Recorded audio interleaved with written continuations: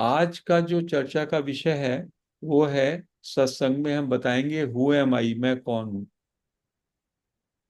सामान्यतः तो हम आनापानसति ध्यान के जरिए ही अपने मन को शुद्ध करते हैं, क्योंकि जब हमारा मन शुद्ध होता है तो हमारे अंदर शांति और आनंद का हमको अनुभूति होती है।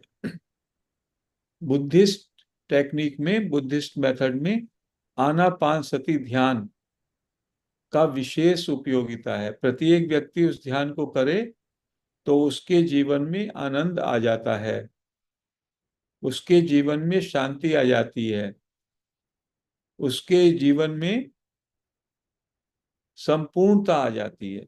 तो पत्री जी का कहना था, पत्री जी का मानना था कि सभी लोगों को जो भी अध्यात्म की यात्रा पर चले उसको आनापानसति ध्यान करना चाहिए, और फिर आगे चल करके और उसको गहराई में उतरना है तो फिर वो और भी जो है मेथड और भी विधि अपना सकते हैं, ऐसा उनका कहना था। क्योंकि आनापानसति ध्यान के जरिए वो मास्टर हो जाते हैं, और मास्टर को फिर कुछ रास्ता दिखाने के लिए जरूरत नहीं है। He can be a light to himself. वो अपने अपना रास्ता आगे चूज कर सकते हैं। तो उसी कड़ी में जो ये रमन महर्षि ने जो ये ज्ञान दिया हमको हु एम आई का, और निसर्गदत्त महाराज ने जो ज्ञान दिया आई एम का, इसके विषय में आज हम चर्चा करेंगे। क्योंकि ये ज्ञान मार्ग के संत हैं, रमन महर्षि और निसर्गदत्त महाराज ये ज्ञान मार्ग के संत हैं, जो कहते हैं यदि आपने अपने को जान लिया तो आपको आपका जानना, उसी से आपको बोध हो जाएगा। बोध होने का मतलब है कि अपना सही जानकारी हो जाए कि मैं कौन हूं। तो जब हम मैं कौन हूं की बात करते हैं, किसी से भी पूछते हैं, मैं आपसे पूछूं आप कौन है, तो आप अपना पूरा प्रोफाइल पढ़ देंगे। ये मेरा नाम है, इस गांव में जन्म हुआ, ये मेरे माता पिता हैं, ये मैंने शिक्षा पाई, ये मैं अब कार्य करता हूँ, यहाँ पर मेरा घर है, वगैरह वगैरह। जितना भी आपकी उपलब्धियां हैं, उपाधियां हैं, उस सबको आप गिना देंगे। लेकिन अध्यात्म की दृष्टि से ये कोई परिचय नहीं है। ये परिचय आपके शरीर का और आपके मन का, आपके विचारों का परिचय है। आप वास्तव में कौन हैं, ये जानना बहुत जरूरी है। सारे ही मास्टर्स ने, सारे ही बुद्ध पुरुषों ने कहा नो दाई सेल्फ, अपने को जानो। यदि आपने अपने को जान लिया तो फिर कुछ जानने के लिए, कुछ करने के लिए, कुछ पाने के लिए शेष नहीं बचता। और उसी का नाम है उपलब्धता। क्योंकि हम सब लोग वास्तव में स्वयं भगवान हैं।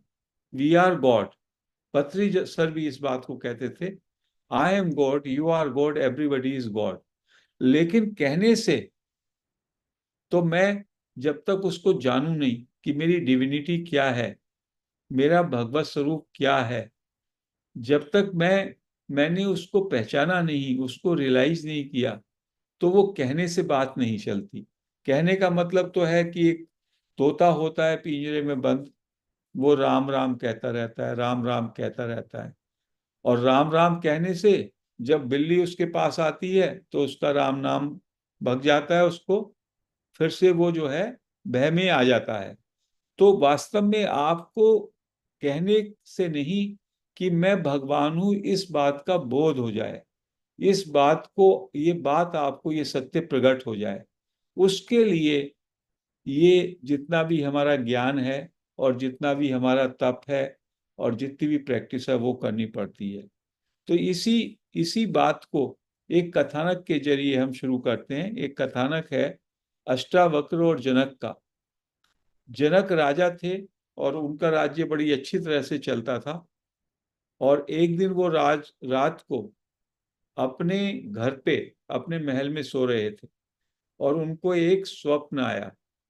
स्वप्न में क्या देखते हैं, पड़ोसी राज्य के राजा ने उन पर आक्रमण कर दिया, उनकी सारी सेना को मार डाला, राजा जनक को भी लहूलुहान कर दिया, और राजा जनक को समर्पण करना पड़ा उस राजा के सामने।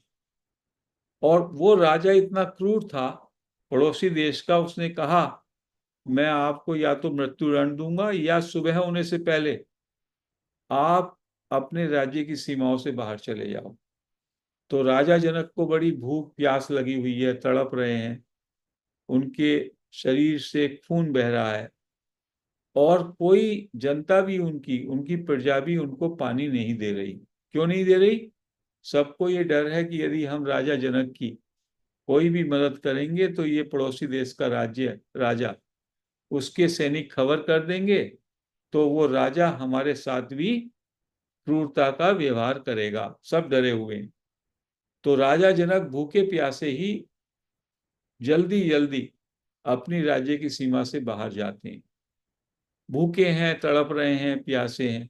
तो उनको जैसे ही वो अपनी सीमा से बाहर जाते हैं तो उनको एक बड़ी लाइन दिखती है जहां पे लोग खाने की लाइन लगी है। कुछ लोग होते हैं, सेठ लोग हैं, दाता लोग हैं, वो खाने का वितरण करते रहते हैं, तो वो भी उस लाइन में लग जाते हैं। और जब तक राजा जनक का समय आता है खाना लेने के लिए, तब तक वो खाना उसका खत्म हो जाता है। तो राजा जनक बड़े ही व्याकुल हो जाते हैं, बड़ी ही तड़प है उनमें। वो उससे कहते हैं कुछ तो मुझको दे। तो वो कहता है ठीक है, इस बर्तन में जिसमें ये खाना था उसका मैं खुरचन जो चारों तरफ लगा है वो खुरच के आपको देता हूं। राजा जनक बड़े ही अपेक्षा के भाव से कि उनकी भूख के लिए कुछ खाने को मिल रहा है, वो उसको पत्ता देते हैं, तो वो बड़े चाव से उसको लेते हैं। और जैसे ही राजा जनक खाने को होते हैं, एक चील पक्षी गरुड़ उड़ता हुआ आता है और वो उस पत्ते को अपनी चोंच से उड़ाकर ले जाता है। खाना नीचे मिट्टी में धूल में गिर जाता है। राजा जनक को इससे बहुत मानसिक आघात होता है। वो चिल्ला उठते हैं, रोने लगते हैं, और उनकी आंखें खुल जाती हैं। आंखें खुलती हैं तो वो देखते हैं अरे ये तो एक स्वप्न था। वो तो अपने ही महल में अपनी शैया पे सो रहे हैं, उनको तो कोई भूख भी नहीं लगी, उनके तो कोई खून भी नहीं बहा, कोई बाहर के राजा ने आक्रमण भी नहीं किया। तो राजा बड़बड़ाने लगता है, क्या वह सच या यह सच? उसको लगता है स्वप्न तो अभी देखा, वो भी सच्चा था, और अभी मैं जागृत में देख रहा हूं, मैं अपने महल में पड़ा हूं। तो राजा कहता है क्या वह सच, क्या यह सच? ऐसा बड़बड़ाने लगता है। दरबान भाग के आता है। जब वो चिल्लाते हैं राजा, दरबान पूछता है, तब भी ये बोलते हैं क्या वह सच या यह सच? दरबान चला जाता है, सेनापति आता है। सेनापति के सामने भी वो यही बोलते हैं। सेनापति भी सोचते हैं कि राजा से क्या कहें। महारानी आती है रात को, वो उससे भी यही प्रश्न करते हैं। अगले दिन दरबार में भी उनका बस यही बड़बड़ाते रहते हैं कि क्या वह सच या यह सच? 3-4 दिन तक जब तक ये उनका यही चलता रहता है, तो सारे राज्य में ये बात प्रसिद्ध हो जाती है कि राजा मानसिक मानसिक रूप से विक्षिप्त हो गए। ना तो उनको अपने दरबार के काम में कुछ रुचि है, और बड़बड़ाते रहते हैं। तो अष्टावक्र ऋषि को इस बात का पता चलता है। वो उनके दरबार में आते हैं, और उनके दरबार में आते हैं तो राजा यही बड़बड़ा रहे होते हैं। तो अष्टावक्र कहते हैं ना वह सच ना यह सच, हे राजन केवल तू सच। राजा को बड़ा ताज्जुब होता है। कहते हैं कि कैसे? वो भी सच नहीं है, स्वप्न अवस्था, और ये जागृत भी सच नहीं है, और मैं सच हूं, ये कैसे? तो अष्टावक्र कहते हैं जब तुम स्वप्न में थे, जब तुमने स्वप्न देखा,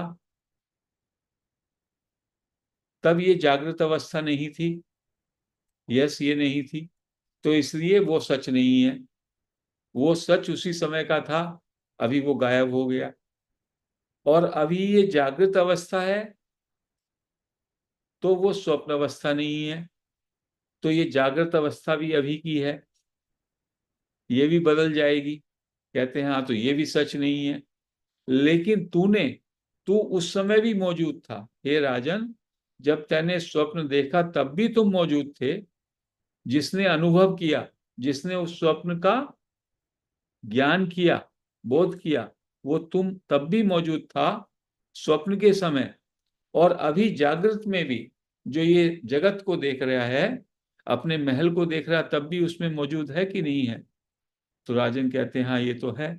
तो कहने लगे हे राजन, ना वह सच ना यह सच, केवल तू सच। और तू भी कौन सा वाला सच?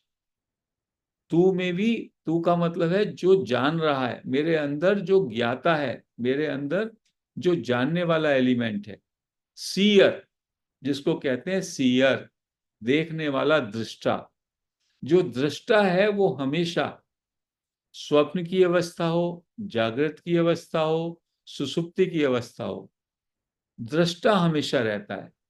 और इसी को ज्ञान मार्ग में कहा कि हमारा जो सच्चा स्वरूप है वो ये दृष्टा या साक्षी है, जिसको विटनेस भी कहा, जिसको अवेयरनेस भी कहा। और अष्टावक्र गीता में पूरा संवाद है राजा जनक का और अष्टावक्र का, जिसमें अष्टावक्र उसको कुछ बताते हैं राजा जनक को कि तुम बोध स्वरूप हो, तुम साक्षी हो। और राजा जनक को तभी उस बात का अनुभूति होती है। और राजा जनक, चूंकि वो बहुत एडवांस साधक थे, जैसे ही अष्टावक्र उनको कुछ बताते हैं उनकी समझ में आ जाता है और बोध हो जाता है, तो इमीडिएटली उनके अंदर जागृति आ जाती है। तो इसलिए ये दो मार्ग हमारे अध्यात्म में बताए गए। एक मार्ग है प्रोग्रेसिव पाथ। प्रोग्रेसिव पाथ क्या है? धीमे धीमे धीमे ध्यान करें, जप करें, तप करें, धीमे धीमे मन को शांत करें, धीमे धीमे मन को प्यूरिफाई करें। इसमें 1 जन्म लग सकता है, 10 जन्म लग सकते हैं, 100 जन्म लग सकते हैं। इसीलिए बुद्ध के मार्ग में और हमारे साधक गण भी 500-500 जन्म भी उनको पीछे के दिखाई देते हैं। तो इसको कहते हैं प्रोग्रेसिव पाथ ऑफ रियलाइजेशन। और एक है direct path of realisation. Direct path में, प्रोग्रेसिव में क्या होगा? जैसे आप जो है बैलगाड़ी से या साइकिल से जाते हैं धीमे धीमे, और कहीं पे आपको पहुंचते हैं, कितना टाइम लगता है? यदि मान लो आप दिल्ली में हैं और चेन्नई जाना साइकिल से, कितना समय लगेगा? और यदि आप एयरक्राफ्ट से जाएं डायरेक्टली, तो कितना जल्दी पहुंच जाएंगे? तो दो रास्ते हैं साधकों के हिसाब से। साधक में यदि तीव्र लालसा है, तो महर्षि रमन और निसर्गदत्त महाराज कहते हैं अभी इसी क्षण यू आर दैट, आपको अभी बोध हो सकता है, जैसे राजा जनक को हुआ। अष्टावक्र ने ये बात बताई और राजा जनक की वो बात समझ में आ गई। क्यों? क्योंकि राजा जनक के दिमाग में वो जो उसकी उसका डाउट था, जो उसका प्रश्न था, उस प्रश्न को कितनी गहराई से राजा जनक ने पकड़ा हुआ था। जब से उसने स्वप्न से बाहर आया, उसको बाकी सब बातों से कोई मतलब नहीं। अपने सेनापति से, अपनी महारानी से, अपने दरबार से, उसे तो इस प्रश्न का उत्तर चाहिए। ऐसी जिज्ञासा, ऐसी जिज्ञासा, तब आपको बोध होता है, तब आपको ज्ञान होता है। तो ऐसे ही महर्षि रमन में, ऐसी निसर्गदत्त महाराज में, तो उन लोगों ने बहुत जल्दी 2 साल में, 3 साल में, जो निसर्गदत्त महाराज के गुरु ने बताया उस तरह से वो लगे रहे, और 2-3 साल में उनको बोध हो गया। और रमन महर्षि को तो स्वतः हो गया। उनका पिछले जन्मों के कर्मों का परिणाम कहिए उसे, या कैसे कहिए, उन्हें तो खुद ब खुद हो गया। तो ऐसा, इस तरीके से हमें फास्ट तरीके से, डायरेक्ट पाथ से हम लोग बोध में आ जाते हैं, बुद्धत्व को प्राप्त हो जाते हैं, हमारी जागृति हो जाती है। तो ये ज्ञान मार्ग है, जिस ज्ञान मार्ग की हम चर्चा करते हैं कि हु एम आई, मैं के जरिए। तो इस हु एम आई की और इस ज्ञान मार्ग की शुरुआत हमारे उपनिषदों में है। अद्वैत वेदांत, नॉन डुअलिटी, कहते हैं कि सत्य केवल एक है। वास्तविकता केवल एक है, रियलिटी इज वन, और वो अनादि है और अनंत है और सब जगह व्याप्त है, सब जगह व्याप्त है, हर एक के अंदर है, हर समय है और हर में है, सब जगह है, हर प्राणी में है और हर समय में है।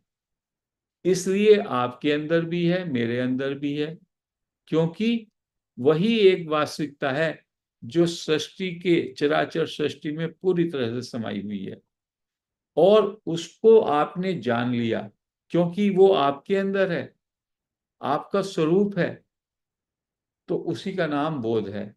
और जैसे ही आप जान जाते हैं तो आप वही हो जाते हैं। जानने का मतलब है वही हो जाना, मतलब उसको उपनिषदों में कहा ब्रह्म, तो आप ब्रह्म हैं, अहम ब्रह्मास्मि, मैं ब्रह्म हूं, इस बात का बोध हो जाता है। जैसे ही आपको ये ज्ञान OMI के टेक्निक से आपको मिलेगा तो आपको ये बोध हो जाएगा, अहम ब्रह्मन। और ब्रह्मन क्या है? सर्वव्यापी परमात्मा, सब जगह वही मौजूद है। तो जैसे ही आपको इसका बोध होता है, आपकी सारी सीमाएं, आपका ये अज्ञान की मैं शरीर हूं, मन हूं, बुद्धि हूं, मैं एक व्यक्तित्व हूं छोटा सा जिसका सीमित दायरा है, वो सब हट जाता है और आप सर्वव्यापी हो जाते हो। आपको लगता है मैं ही तो शिव हूं, मैं ही तो कृष्ण हूं, मैं ही तो राम हूं, मैं ही सब जगह समाया हूं। तो उसके लिए मांडुक्य उपनिषद में इस बात को और अच्छी तरह समझाया। उन्होंने कहा कि हर एक व्यक्ति 3 अवस्थाओं से गुजरता है एवरी डे ऑलमोस्ट। एक तो गहरी नींद, हर एक व्यक्ति गहरी नींद में जाता है और गहरी नींद में उसको कुछ पता नहीं रहता, ना तो उसे अपने शरीर का पता है, ना मन का, ना बुद्धि इंद्रियों का। तो इससे ये बात जाहिर होती है कि शरीर अलग है और वो व्यक्ति अलग है, क्योंकि जब वो सो के उठता है तो कहता है आज तो मैं इतना गहरी नींद सोया, इतना मुझे आनंद आया कि मुझे ये भी नहीं पता, सोते हुए ये भी नहीं पता था कि मैं कहाँ हूं। शरीर, मन, बुद्धि सब शट डाउन रहती है सुसुप्ति में, और जब बाद में आप सो के उठते हो तो कहते हो मुझे पता नहीं था। तो इसका मतलब कोई वहां पे था जो ये कह रहा है मुझे पता नहीं था। वो तत्व वही असली तत्व है। और जब स्वप्न में होते हैं तो आप मेंटल प्रोजेक्शन होता है आपका, और फिर जब जागृत में होते हैं तो जो जगत है, शरीर है, इसका आपको आभास होता है। तो ये तीनों अवस्थाएं जब एक होती है तो बाकी दो नहीं होती। जब सुसुप्ति होगी तो जागृति और स्वप्न नहीं होगा, जब स्वप्न होगा तो सुसुप्ति और जागृति नहीं होगी, और जब जागते होंगे तो सोना और स्वप्न नहीं होगा। तो ये अवस्थाएं तो अलट पलट हो रही हैं, लेकिन एक कॉमन कोई तल है आपका, वन डायमेंशन एग्जिस्टेंस, एक आपका एक ऐसा स्वरूप है, आधार, जिसपे ये ड्रामा चल रहा है तीनों का। जैसे स्क्रीन होता है, ब्लैंक है तो वो तो सुसुप्ति हो गई, जब स्क्रीन खाली पड़ा है, फिर उस पर कोई सीन आया और फिर उस पर कोई सीन आया। तो कहते हैं ये जो अवस्थाएं हैं ये तो बदल रही हैं, लेकिन इन अवस्थाओं का कोई आधार है, इन अवस्थाओं का भी कोई बेस है, उसी का नाम ब्रह्म तत्व है, वही तुरीय स्थिति है और वही आपका रियल स्वरूप है। उसको आप जान लो तो वो कभी मरने वाला ही नहीं है, वो ज्यों का त्यों रहने वाला है, उसमें कोई विकार नहीं है, वो तो शांति है, आनंद है और नॉलेज है। उसी का नाम आत्मा है, उसी का नाम सेल्फ या चेतना है, चेतन तत्व। तो उसको जानने के लिए क्या बाधा है? बाधा हमारा अज्ञान मात्र है। अज्ञान क्या है? कि मैं अपने को शरीर, मन, बुद्धि, इंद्रियों का एक व्यक्ति मानता हूं, एक मैं व्यक्ति मानता हूं, और इस व्यक्ति को मैं चाहता हूं इसको बुद्धत्व हो जाए। जो प्रोग्रेसिव पाथ से लोग चलते हैं, कहते हैं ये तो अज्ञान है कि आप अपने को एक अलग मानते हो, ये आपके उपकरण हैं, आप ये नहीं हो। कहते हो मेरा शरीर, तो इसका मतलब मैं से मेरा शरीर भिन्न है। मेरा मन, तो मुझसे मेरा मन अलग है। मेरी बुद्धि, मेरी इंद्रियां, तो इसको आपने आइडेंटिफाई कर लिया, तादात्म्य कर लिया, और इसलिए कहते हो मैं बोल रहा हूं। इसका मतलब आपने शरीर और इंद्रियों के साथ क्रिया को संयुक्त कर लिया। मैं खा रहा हूं, मैं चल रहा हूं, जबकि आप इसके पीछे आत्मा के रूप में दृष्टा हो, नोअर हो। आप जान रहे हो, अपने शरीर को भी आप अनुभव करते हो, अपने मन को भी अनुभव करते हो, सबको देखते हो, आप सबको जानते हो। उसका नाम है सीयर, दृष्टा। तो आप वास्तव में दृष्टा हो, और वो जो आपका डायमेंशन है, वो तल है, वो हमेशा ज्यों का त्यों रहता है, और उसको जानना, उसका बोध होना, वही ज्ञान है। तो ज्ञान मार्ग में रमन महर्षि या निसर्गदत्त महाराज क्या कहते हैं? केवल आपका ये अज्ञान हट जाए कि आप जो है एक व्यक्ति हो, आपका सेंस ऑफ सेपरेशन कि मैं तो एक अलग एंटिटी हूं और मैं ही करता हूं, आई एम द डूअर, कर्तृत्व, अभिमान, इन सब का सामूहिक तरीके से नाम दिया ईगो, अहंकार। अहंकार जो है मेन बाधा है, जिससे आपको बोध नहीं होता, क्योंकि आप व्यक्तित्व नहीं है, आप तो अस्तित्व हैं, विराट। आप तो ब्रह्मन हैं, सर्वव्यापी हैं स्वरूप के स्तर पर, लेकिन आप देह के स्तर पे। जैसे सागर है, सागर कितना विराट है, और उसमें एक लहर, नाम और रूप। ऐसे ही अपने को आपने नाम और रूप में सीमाओं में बांध लिया, लिमिटेशन में बांध लिया। वो एक केवल इल्यूजन है, वो भ्रांति है, वो वास्तविकता नहीं है। वास्तविकता में आप स्वयं भगवान हैं। इसको जानने के लिए आपको जो ये ईगो है, आपका सेंस ऑफ सेपरेशन, इसको डिस्ट्रॉय करना पड़ेगा। मन भी इसका नाम है, अहंकार भी इसका नाम है, नॉन सेल्फ या अचेतन वो भी इसका नाम है, जड़ जिसको कहा, असत भी इसका नाम है। कुछ भी नाम इसको दीजिए। तो इसलिए रमन महर्षि और निसर्गदत्त महाराज का कहना है, आप सत असत के विवेक को जानो। सत क्या है? यही रियलिटी, ब्रह्मन तत्व। और असत क्या है? जड़। शरीर मेरा जड़ है, मन बुद्धि इंद्रिया सब जड़ है, और मैं चेतन हूं। मेरा स्वरूप है चेतन, और वो ही चेतन आधार भी है।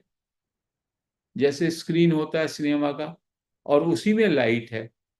जैसे स्क्रीन में लाइट और करंट भी होता है, तो मूवी दिखाई देती है। तो ऐसे ही जो मेरा ये तल है, परमानेंट ब्रह्म स्वरूप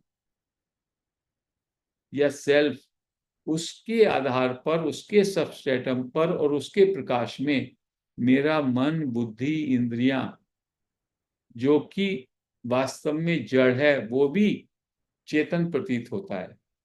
कैसे चेतन प्रतीत होता है? जैसे लोहा, लोहा काला होता है, और लोहे को जब आप अग्नि में, लोहे लोहे को अग्नि में रख दीजिए, लोहा भी अग्नि की तरह गोला दिखाई देता है। ऐसे ही चेतन तत्व जो मेरा स्वरूप है, उसके साथ ये जड़ संयुक्त होकर के जड़ता में भी चेतन तत्व प्रतीत प्रतीत होता है। उसका नाम दिया है चित्त जड़ ग्रंथि।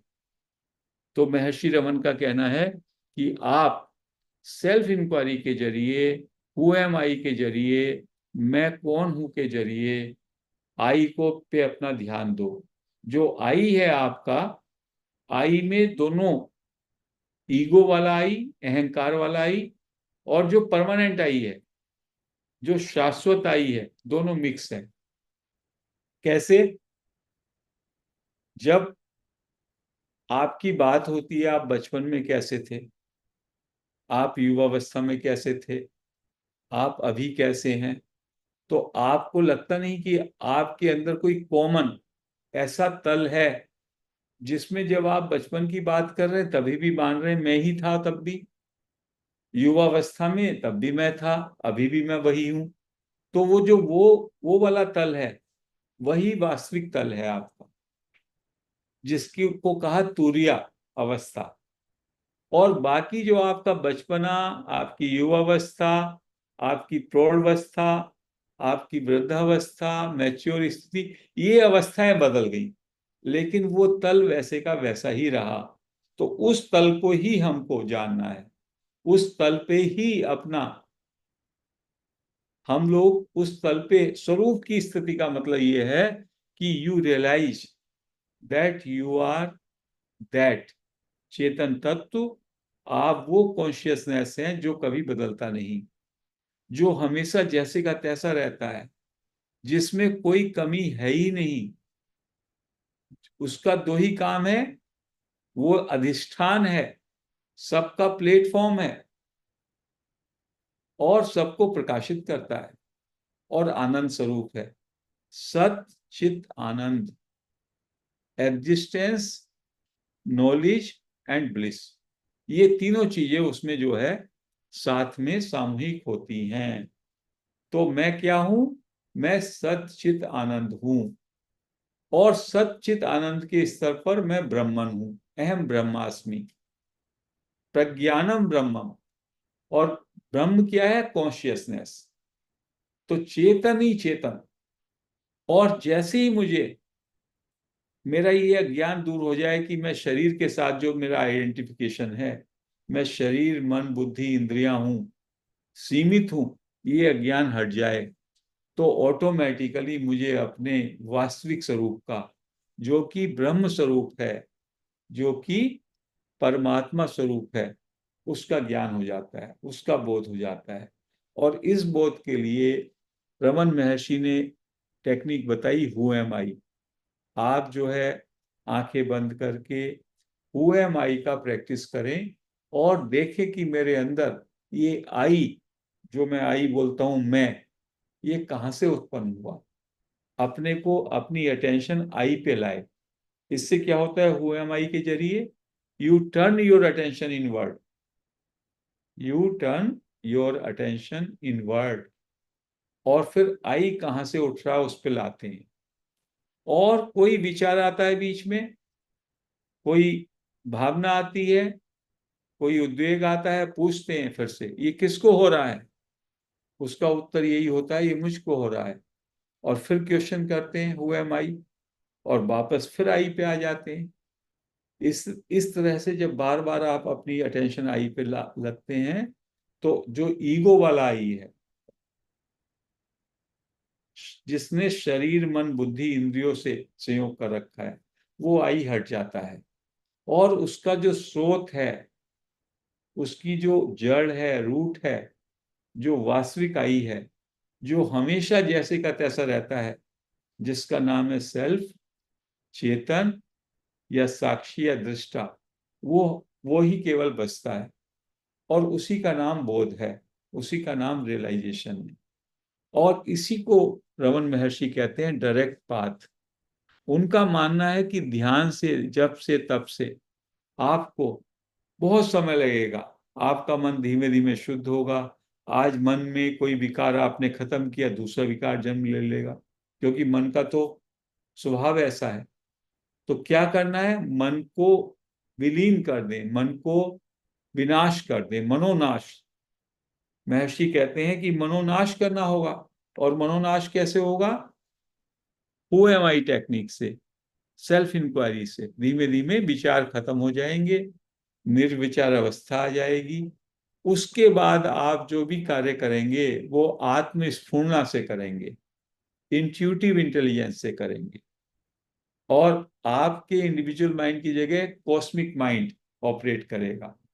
कॉस्मिक माइंड आपको निमित्त बना करके आपके माध्यम से कार्य करेगा, जो कि स्थिर प्रज्ञा के लिए भी वही कहते हैं, ज्ञानी पुरुष के लिए भी वही कहते हैं, बुद्ध पुरुष के लिए भी वही कहते हैं। उनका अपना कोई इंडिविजुअल माइंड नहीं रहता, उनकी अपनी पर्सनल व्यक्तिगत कोई इच्छा या संकल्प नहीं रहता।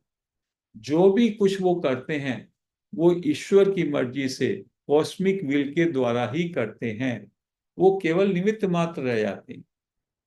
नेचर, सृष्टि, अस्तित्व उनसे कार्य लेता है, और वो अस्तित्व से का कार्य कितना विराट होता है, बड़े से बड़ा कार्य अस्तित्व का करते हैं सहजता से। तो आपकी वह स्थिति हो जाएगी। और महर्षि रमन कहते हैं यही हमारे जीवन का एकमात्र उद्देश्य है।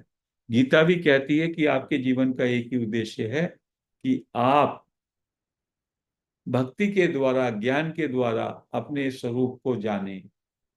You should know who you are. Gita कहती है आप आत्मा हो, आपका कभी मृत्यु नहीं होती, आपका कभी जन्म नहीं हुआ, आप क्षेत्र नहीं हो, क्षेत्रज्ञ हो। गीता कहती है क्षेत्र क्या है? शरीर, मन, बुद्धि, इंद्रिय क्षेत्र है, फील्ड। और इसको जानने वाला क्षेत्रज्ञ, वो मैं स्वयं हूं, आत्मा। तो हमें अपना आत्मा का बोध करना है। और वो बोध कैसे होगा? हु एम आई के जरिए। पत्री सर बार बार कहते थे मैं शरीर नहीं हूं, आप शरीर नहीं हो, आप आत्मा हो। इसलिए पत्री जी ने कहा मरने पे कोई जो है दुख नहीं होगा, नोबडी विल क्राई। तो आनापानसति से जो भी आपका अभी तक का प्रोग्रेस हुआ, उसके बाद जो एडवांस साधक हैं वो कोशिश कर सकते हैं कि वो एम आई की विधि जो हम प्रैक्टिस भी कराएंगे एक दो सत्रों में, उसको, और एक आई एम की विधि है निसर्गदत्त महाराज की, इन दोनों विधियों को हम प्रैक्टिस कराएंगे। तो वो उसको प्रैक्टिस कर सकते हैं, और उससे उनकी साधना, उनका जो प्रोग्रेस है डायरेक्ट पाथ के कारण और फास्ट हो जाएगी। क्योंकि मास्टर्स कहते हैं यू आर ऑलरेडी रियलाइज्ड। आप अभी इसी क्षण, आप में बुद्धत्व आ सकता है यदि आप अज्ञान को हटा दें। आप अज्ञान हट जाए तो खुद ब खुद आपको अपने स्वरूप का बोध हो जाएगा। अज्ञान क्या है? मैं शरीर, मन, बुद्धि, इंद्रिया हूं, मैं एक व्यक्तित्व हूं, मैं करता हूं। जबकि मास्टर कहते हैं कोई करता नहीं है, एवरीथिंग इज हैपनिंग, सब कुछ हो रहा है, डीड्स आर डन, कार्य हो रहा है, संपन्न हो रहा है। कोई एक उसके लिए एक फैक्टर नहीं है। अभी मैं कहूं मैं आपको ज्ञान चर्चा के लिए बैठा, क्या मैं एक फैक्टर हूं? आप इकट्ठे ना होते, ये पीएमसी का प्लेटफॉर्म से मुझको इनविटेशन ना आता, मेरा लैपटॉप, मेरी व्यवस्था, बिजली का आना, निसर्गदत्त महाराज कहते हैं किसी छोटी से छोटी घटना के होने के पीछे पूरा अस्तित्व खड़ा है। There are so many causes. तो आप कैसे कह सकते हो कि आप करता हो? कोई कह ही नहीं सकता कि ही इज करता। Only the higher power is doing it. It is all happening. तो जब हैपनिंग होती है तो क्या करते हैं आप? केवल आपका काम है उसको देखना, witness, be aware and witness. और विटनेस जो होता है वो निर्लेप होता है, निर्दोष होता है। और आत्मा जो है, आत्मा का काम केवल इतना ही है, जानना, विटनेसिंग करना, be aware, that is all. जिस दिन हम इस तल पे आ जाएंगे जहां पे हमारा आइडेंटिफिकेशन जो गलत कर रखा है शरीर, मन, बुद्धि, इंद्रियों से, वो समाप्त हो जाएगा, तो मैं अपने आत्मा में, अपने विटनेसिंग में, अपने ज्ञान स्वरूप आत्मा में मेरा स्थिति हो जाएगा, जो कि है ही। अज्ञान के कारण वो जो है मुझको महसूस नहीं होती, उसकी अनुभूति हो जाएगी। यही ज्ञान है, यही बोध है, यही डायरेक्ट पाथ।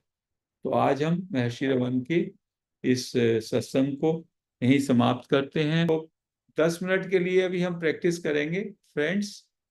पीठ सीधा कर लें, आंखें बंद, हाथों को क्लेश, और अपने शरीर को पूरी तरह से रिलैक्स कर लें।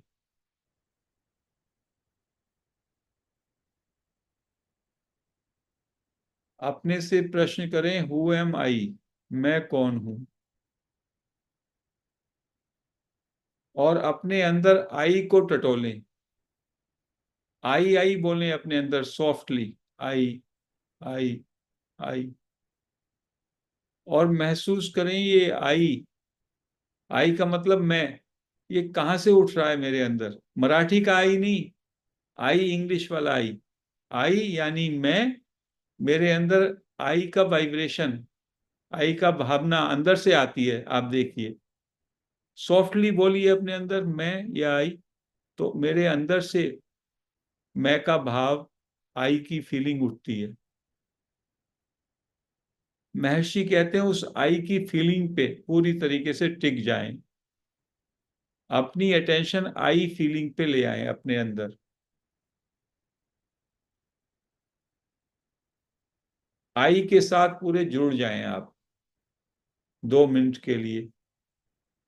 और ये देखें कि ये आई कहां से उठ रहा है।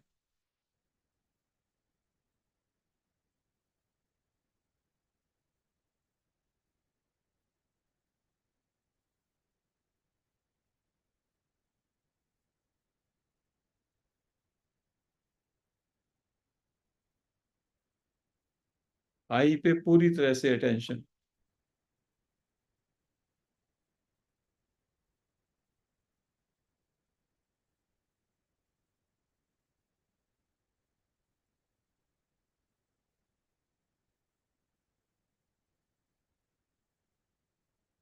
बहुत सिंपल प्रैक्टिस है, आई पे अटेंशन बस रखें। कोई विचार आ रहा है आपके मन में, कोई भाव आ रहा है, तो क्वेश्चन करना होगा आपको, ये किसको हो रहा है। ये विचार दूसरा किसको आ रहा है। और उसका आंसर है मुझको आ रहा है। रिप्लाई यही है कि वो विचार मुझको आ रहा है। फिर से क्वेश्चन करें, हु एम आई, और वापस आई पे चले जाएं। फिर से अटेंशन अपनी आई पे ले आए। आई का मतलब मैं पे ले आए।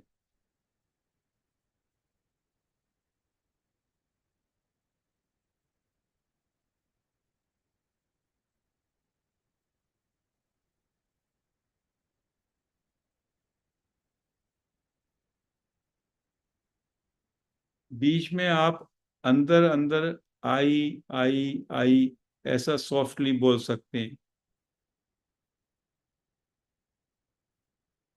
आई का जप कर सकते हैं कुछ 30 सेकंड के लिए, आई आई आई, ताकि आपको ये महसूस होगा मेरे अंदर आई कहाँ से उठ रहा है।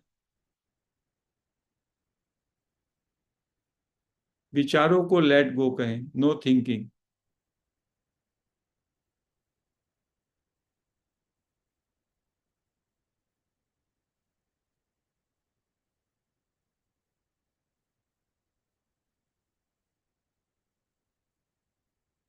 अब अगले 3 मिनट के लिए सोचें कि मुझे कुछ सोचना नहीं, स्टॉप थिंकिंग। कुछ चाहना नहीं, कुछ करना नहीं। बिना कुछ किए, बिना कुछ सोचे, बिना कुछ चाहें, जैसे हैं बस ठहर जाएं। Stay as you are, relax पूरी तरह से। कोई अभ्यास नहीं करना, सारे अभ्यास छोड़ दें, ध्यान करना भी छोड़ दें अभी 3 मिनट के लिए। सोचना भी छोड़ दें, चाहना भी छोड़ दें। फ्री होकर के केवल रिलैक्स करें, जैसे हैं बस उससे पूरी तरह से एग्री कर लें। इसको कहते हैं सहज अवस्था।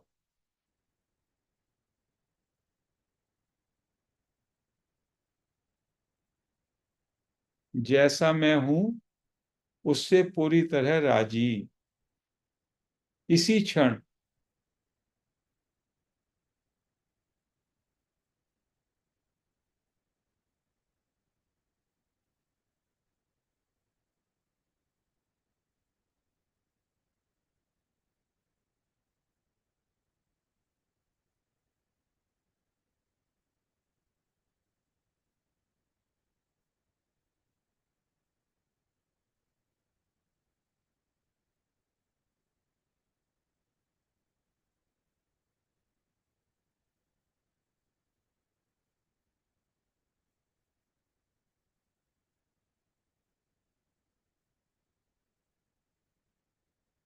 पूरी तरह से सारा अभ्यास छोड़ दें, सारा ध्यान छोड़ दें, सारा सोचना छोड़ दें, सब कुछ छोड़ दें। Let go everything, just be present in this moment.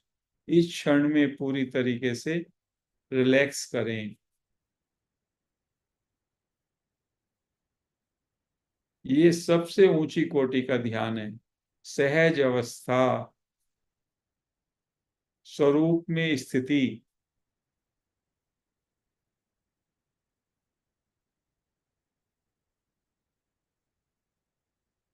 दो मिनट और सहज स्थिति में बने रहें।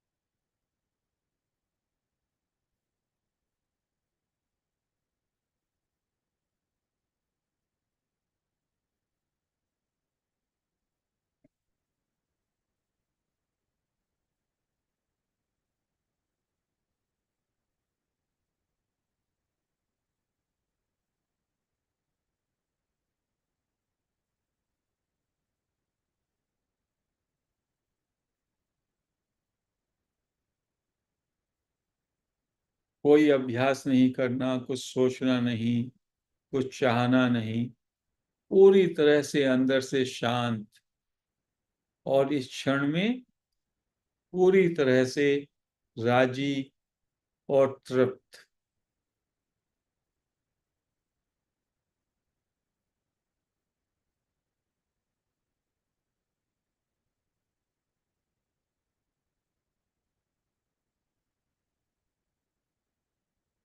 1 मिनट और।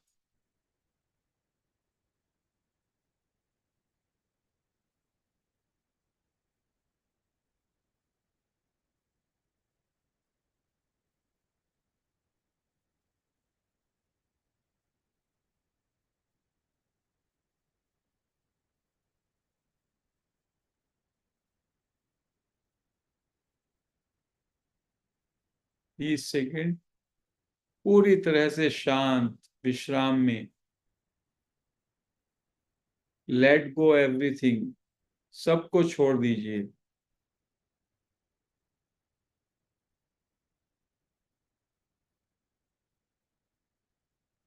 10 सेकेंड पूरी तरह से शांत, मौन, विश्राम।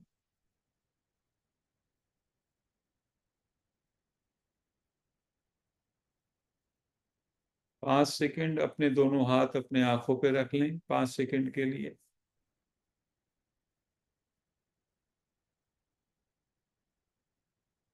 और धीमे धीमे जब उचित लगे अपनी आंखें, हाथ हटा के आंखें खोल सकते हैं।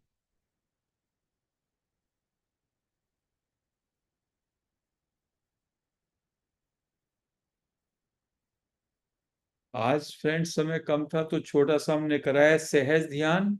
एक तो मास्टर्स ने कहा सारे ध्यान जो भी आप प्रयास करते हो सब प्रयासों को लास्ट में छोड़ना है, तो आप अपनी सहज स्थिति में आएंगे, निर्विचार अवस्था में आएंगे। और एक हु एम आई टेक्निक हमने थोड़ी सी कराई। कल को हम ज्यादा टाइम कराएंगे प्रैक्टिस, थोड़ा बताएंगे थियरी, थोड़ा प्रैक्टिस ज्यादा कराएंगे। और निसर्ग दत्त महाराज की एक टेक्निक है IM की, उसको भी बताएंगे, वो भी कराएंगे। तो आज यहीं पे सेशन समाप्त करते हैं। ओके फ्रेंड्स, किसी को मेडिटेशन के विषय में, प्रैक्टिस के विषय में कोई कंफ्यूजन है तो पूछ सकते हैं। समझ में आया कि नहीं आया? यस सर, बहुत अच्छा लगा। बहुत गहरी शांतता निर्विचार एकदम हो जाएंगे इसमें। यस। जब आप प्रयास करते हैं तो विचार आएंगे, यहाँ पे सब कुछ छोड़ दीजिए तो अपने स्वरूप में आ जाते हैं। ये महर्षि रमन कहते हैं, अपने दस स्वरूप में आ जाते हैं। 10-15 बार आय बोलने के बाद ही हम लोग बेरोजगार हो गए थे। यस यस बहुत अच्छा लगा। और खत्म ही हो गया, मतलब आय बोलना ही खत्म हो गया। वो बस वो अपने स्वरूप, अपने सोर्स में चला जाएगा। वही ब्रह्म स्वरूप है। धीमे धीमे जो लोग करते हैं लगातार, वो बिल्कुल गहरे गहरे मौन में चले जाते हैं। परमात्मा परम मौन, परम विश्राम, परम शांति, वही तो परमात्मा का नाम है। हलचल जो है वो मन करता है, विचार चिंता चिंतन मन करता है, ऐसा। Thank you so much. तो आज हम समाप्त करते हैं इसको। और सुबह यस। को यदि कोई आदमी प्रैक्टिस ज्वाइन करना चाहे तो वो कर सकता है हमारे प्लेटफॉर्म पे भी। धन्यवाद। हरि ओम।